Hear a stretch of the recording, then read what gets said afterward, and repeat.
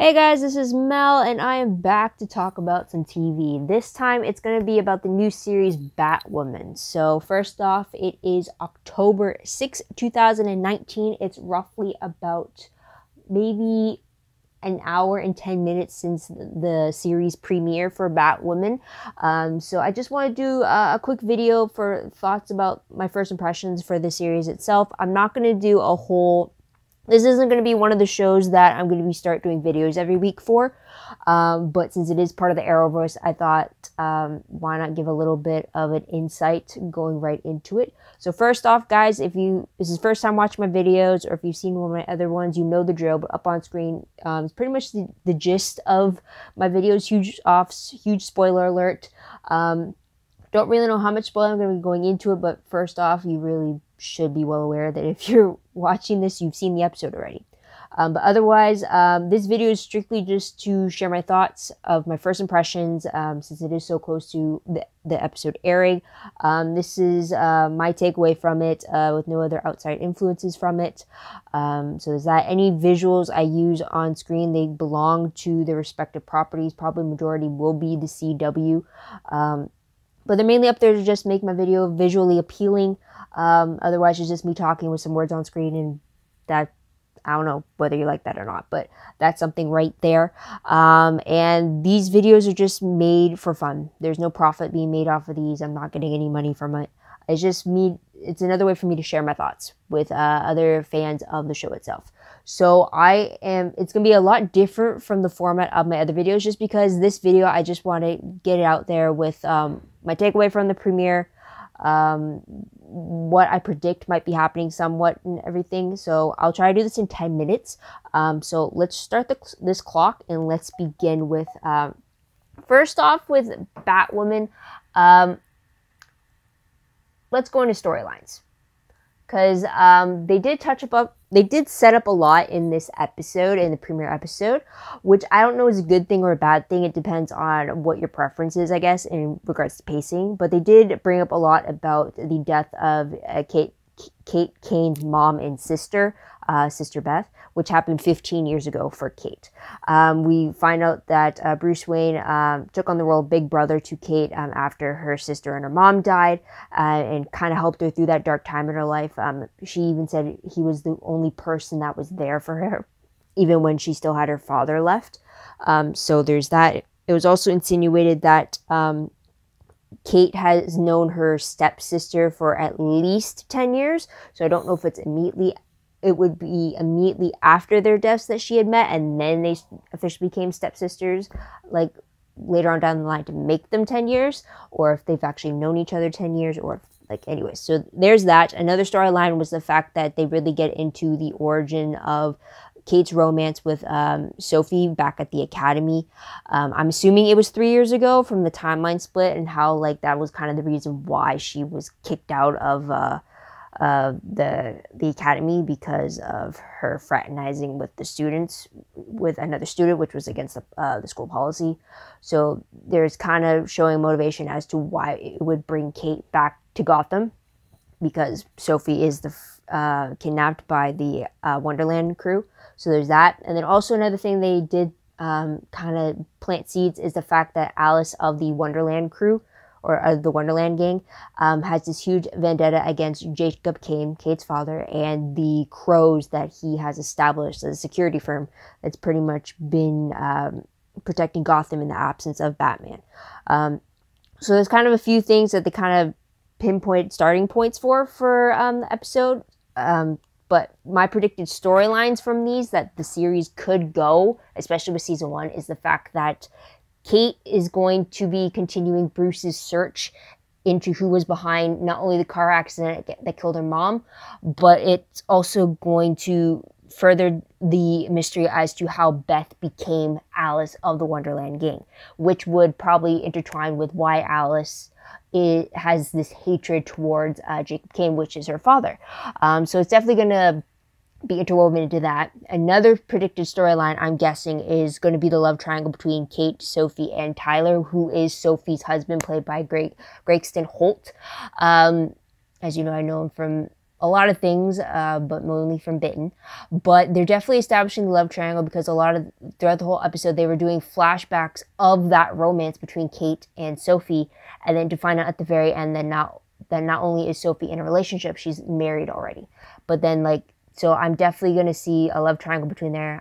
I would not be surprised if a cheating aspect happened, whether or not they kiss while she's still married, and then try to flourish it from there, try to keep their distance, but love triangle for sure, I can see that happening. And then also probably going to go with the fact that Sophie's going to be determined to find out who the new Batman is before being revealed that it's Batwoman, and then Kate trying to keep her distance that way. So like always, like with Clark and Lois, and then right, and for Superman, so there's that. And then another storyline I predict, or I guess another back thing, would be Kate's journey into becoming Batwoman for sure. She doesn't have the iconic red hair and the red emblem just yet, but I see her bringing on her stepsister, Mary Hamilton, onto the Batwoman team, just because it already has been established that Mary is running this illegal clinic within her med school. So she's trying to help people more or less fortunate in the streets of Gotham, trying to give them more medical attention. And her people are the ones who found Kate after she was initially kidnapped by the Alice in Wonderland gang. So that's something there. Another thing I really wanted to touch upon, though, about Batwoman is the timeline within the Arrowverse. So already within the show itself, it has been established that Kate returns to Gotham when it's been 3 years without Batman. So he's been disappearing. Also, at this point, before the series, she did not know that Bruce Wayne was Batman. It's in this episode, it's upon her return where she finds out this secret of her cousins. So my question is, for within the timeline of Arrowverse, where does that leave this? Because as you remember, as part of the Elseworlds crossover event last year, we got introduced to Batwoman. We got introduced to Kate Kane, and she was already established as Batwoman because she had the red hair, the red emblem in the Batman suit. And it seemed like everybody, or at least she was known, but like Oliver and Barry didn't know who Batwoman was, but they still believed that Batman was a myth, or that he has disappeared, or like they knew that Bruce Wayne was still gone. So if she already has, so that was all happening while the reality was still changed. But then at the end of that whole crossover event, where everyone was put back in their proper place, Kate Kane was still Batwoman. She was still established. She was still in the getup and everything. It wasn't like the reality was rewritten to the point that she existed as Batwoman, and then once everything was set in place, she wasn't anymore. She was still Batwoman. So my question is, how does her meeting Oliver, Barry, and Kara, how does that fit with the Kate Kane that we had just met in this premiere episode? Especially when she's supposed to be part of the crisis event that's happening in December.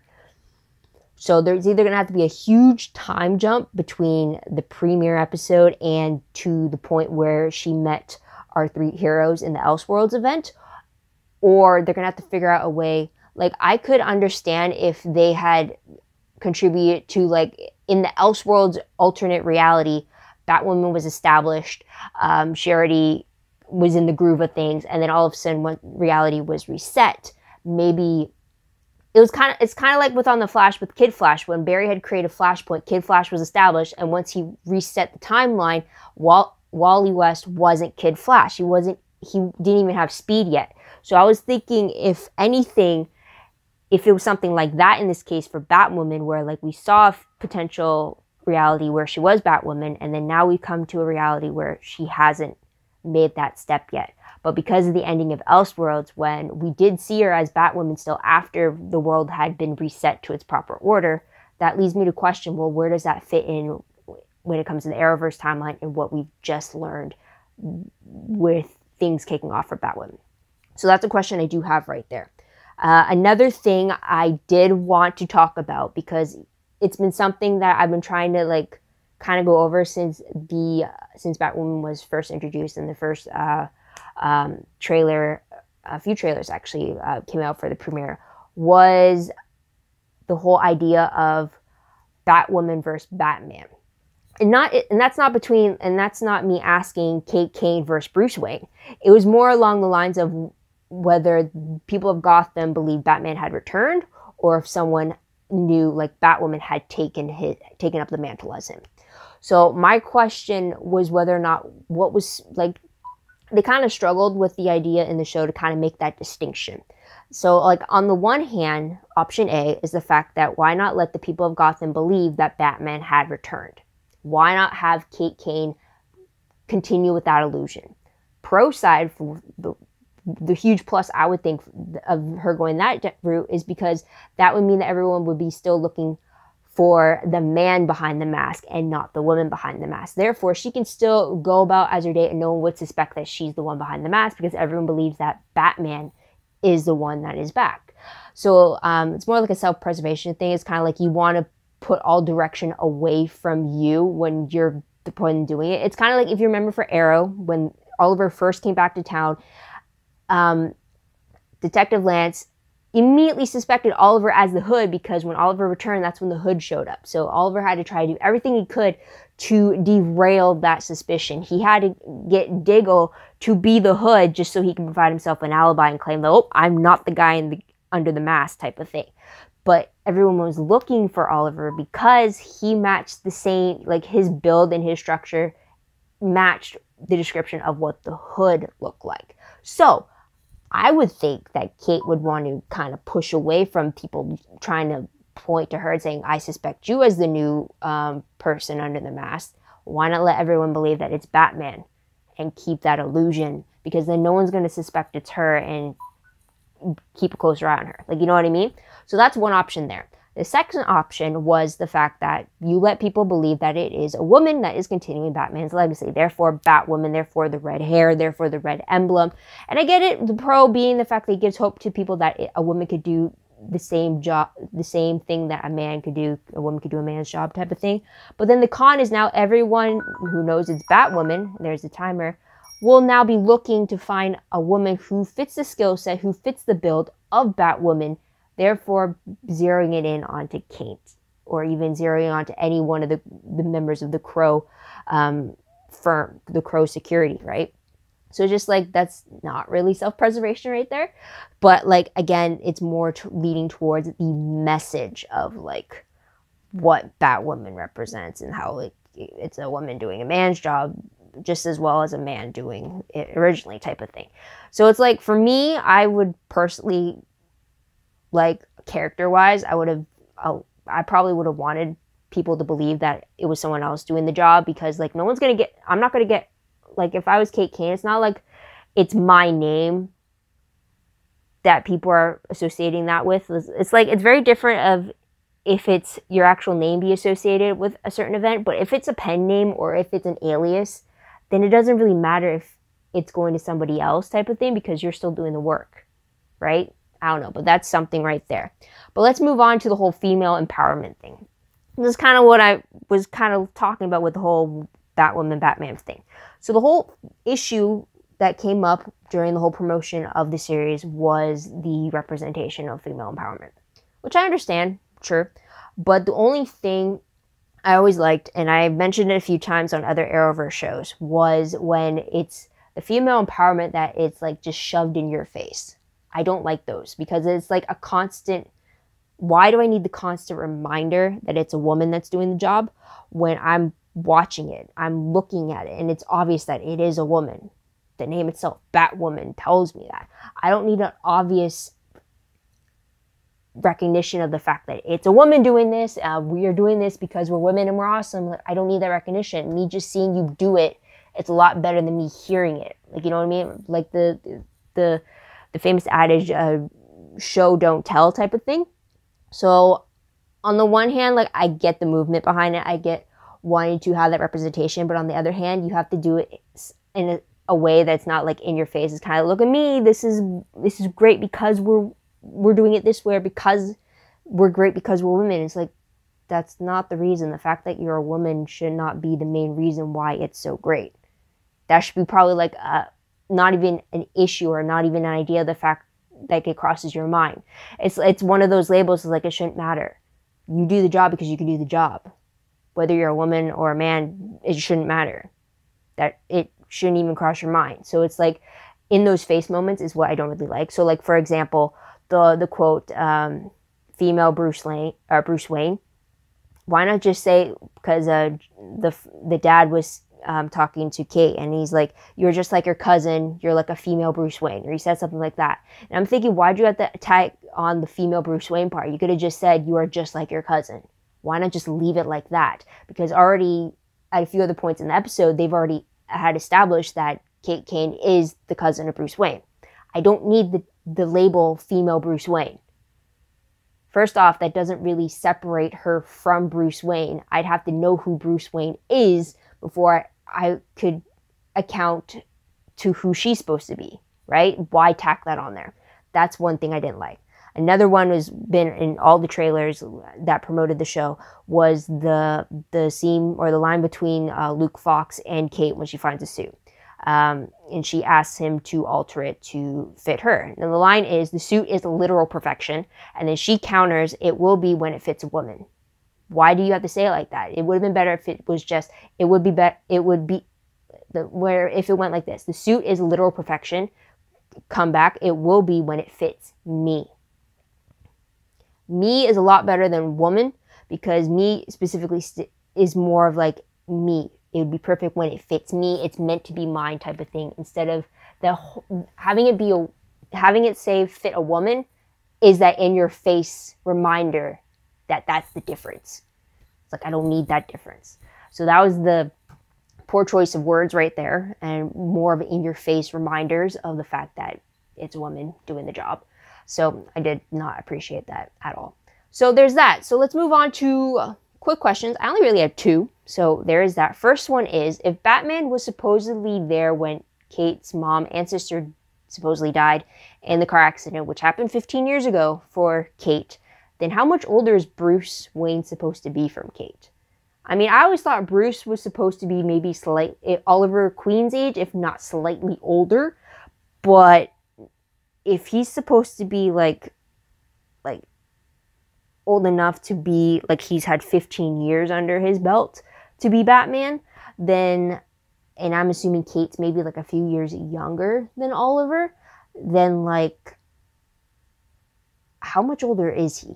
So that's a question there.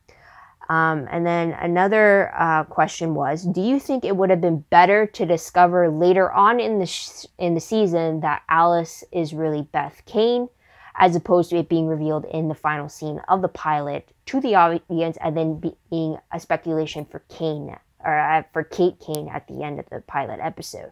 I mean, for me, I clued in when the moment that Luke Fox revealed that Beth's body was never recovered after the accident, and Bruce has been trying to find her. I started thinking that maybe Alice was the one that was really Beth, and I thought that would have been cool to have that kind of twist.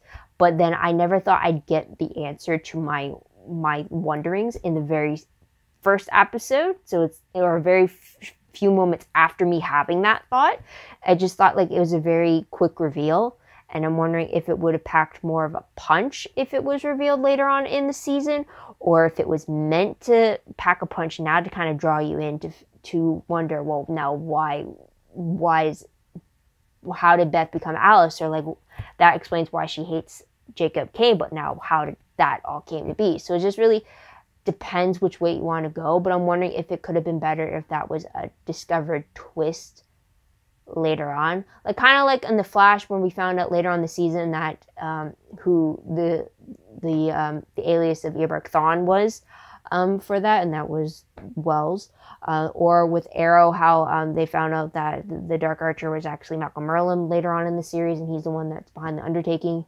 And then so it's like all those later on reveals of like the big twist in regards to the villain.